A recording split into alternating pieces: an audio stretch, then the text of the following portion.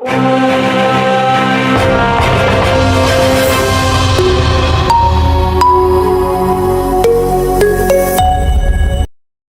me to now invite His Excellency, the President of the Republic of Kenya, Dr. William Samoei Ruto, to make his remarks. Welcome, sir.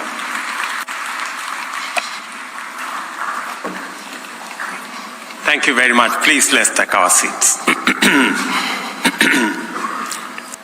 Your Excellency, President of Zimbabwe, Emmerson Mnangagwa, President of Malawi, the President of Central African Republic, the President of Zambia, the President of Namibia, Prime Minister of Eswatini, the Vice President of Equatorial Guinea, the Vice President of Burundi, the Vice President of Botswana. Distinguished ladies and gentlemen, good morning and welcome to Nairobi. On behalf of the people and government of Kenya, I extend a very warm welcome to all our visitors from both near and far. Welcome home to Kenya. I trust that you have enjoyed your stay in the beautiful city of Nairobi, and I look forward to working with you on this very important subject that has brought us here. It is an honor for me to be here on the beginning of this pivotal summit, which emphatically revisits a historic moment of Africa's green revolution ambition with a focus on soil health and especially the use of fertilizer. Today, Africa remains heavily reliant on food imports, highlighting the limited progress achieved decades after the Abuja Declaration. Clearly, we have very important issues to reflect upon and resolve as a matter of urgency, and this summit offers us a perfect opportunity for this engagement. Across Africa, our people face numerous serious challenges that hinder their efforts and investment in enhancing agricultural opportunities and productivity. These include the inadequate fertilizer application, extreme weather adversities, flooding on one end, as we are witnessing in East Africa, drought, as we are witnessing in South Africa, and extensive land degradation, among others. All this points to a broader issue of poor soil health, which is central to our conversation in this summit. Recent global economic crisis that we all understand, including the serious economic issues and challenges that most countries face, compounded by supply chain disruptions from the COVID-19 pandemic, and of course, the geopolitical dynamics, including the war in the middle of Europe, have worsened fertilizer affordability and availability, and disrupted agriculture and agricultural production, resulting in reduced acreage that is currently under crop, and also reducing food security availability. This summit presents an opportunity to collectively deliberate and sustain our ambition by converting challenges into opportunities. To achieve this, we must assess our current situation within the broader context of our African potential. Speaking specifically to this summit is important because it speaks to soil health and fertilizer. Three things are very important. Number one, soil health and fertilizer is important because Africa has 60% of the world's uncultivated arable land. That potential is immense. And unlocking that potential is central to our economic growth. Because unlocking that potential not only gives us an opportunity to feed our people and this continent, but also it gives us an opportunity for us to engage in agro-processing, value addition, manufacturing with agro-based raw materials. Shortly, we will be having a conversation, for example, with the United States on the subject of AGOA. And AGOA is primarily based on our exports to the United States, a majority of which are agro-based. And therefore, agricultural productivity is central to our economic progress. And agricultural productivity is influenced to a great extent in the proper use of adequate fertilizer that are crop-specific, that will enhance our productivity and therefore build a case for our economic progress. Central to that as well is that Africa is a growing market. It's now a market of 1.4 billion people. By 2050, a quarter of the world's population will be living here. And therefore, it is important for us to use the assets we have. And among the assets we have is our agricultural potential. It is therefore important in this meeting for us to address fertilizer availability, production of fertilizer using locally available raw materials in our continent, making sure that this fertilizer enhances our agricultural productivity, because therein lies the opportunity for us to live in dignity, because we will have food security, to also create jobs and opportunities for our young people using our value addition, agro-processing of agricultural-based raw materials and using it for our industrialization, and using our big market also to make sure that we drive our own progress.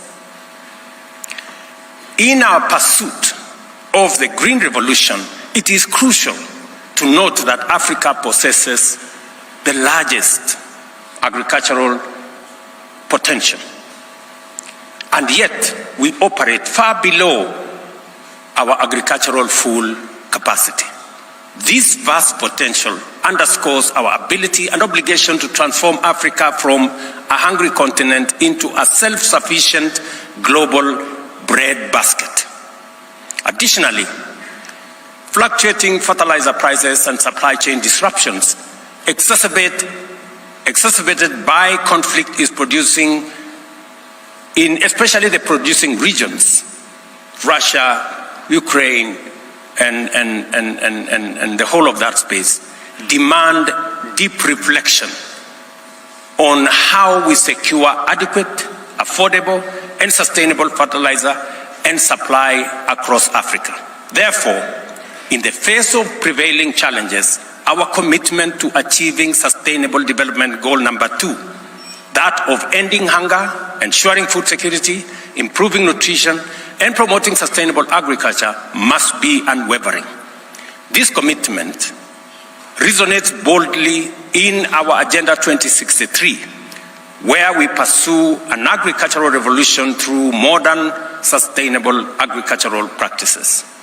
Our focus should not only be on increasing fertilizer usage, but also ensuring its judicious application to revitalize responsive soils and rehabilitate degraded ones. Despite our current situation falling short of our ambition outlined in the Abuja Declaration, SDG 2 and Agenda 2063, there are reasons for optimism.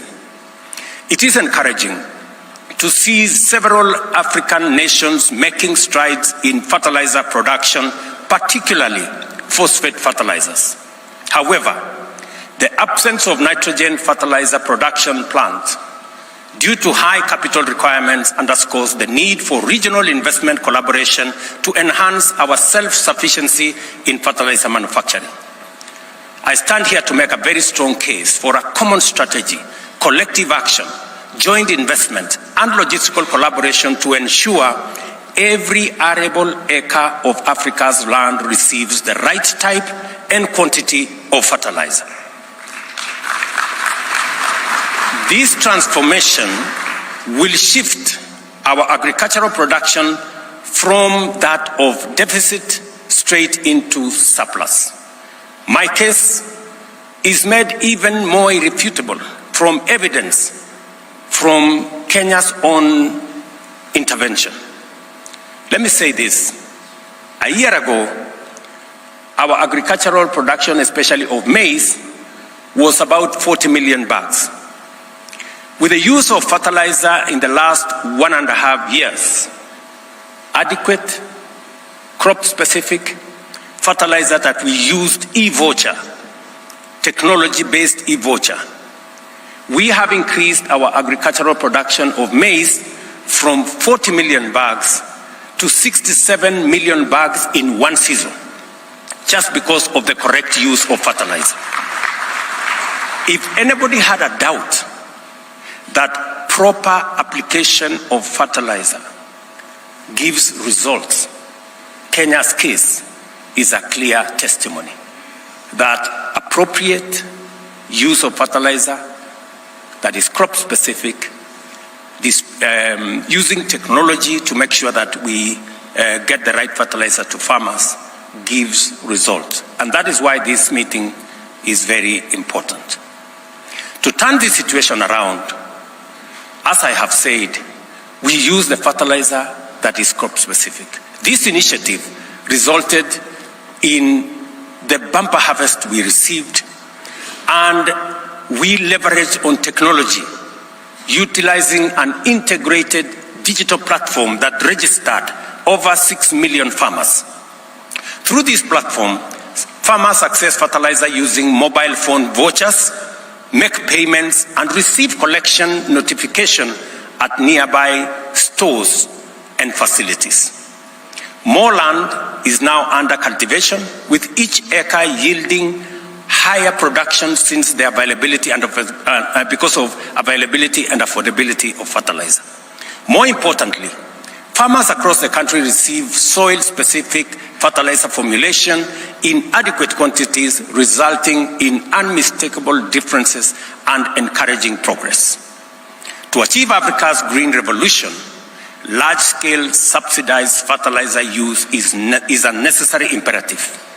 Therefore, as we continue our deliberations, I urge this summit to pay particular attention to several critical areas. First, prioritizing investment in nitrogen and phosphate fertilizer production facilities that is essential, especially using the raw materials we have in our continent.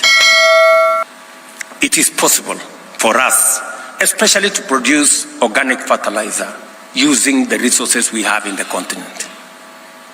Let me also say, number two, is to ensure that we have timely, adequate, appropriate fertilizer availability in season for us to be able to unlock the huge potential in our agricultural production. Additionally, we need sustainable strategies to make fertilizer more affordable, more accessible. Enhancing last-mile logistics of fertilizer distribution is equally critical. Moreover, building farmers' capacity for effective fertilizer use and soil health improvement is also a necessity. To anchor our intervention in sustainability, we must design effective subsidy programs that support both immediate productivity needs and long-term soil health.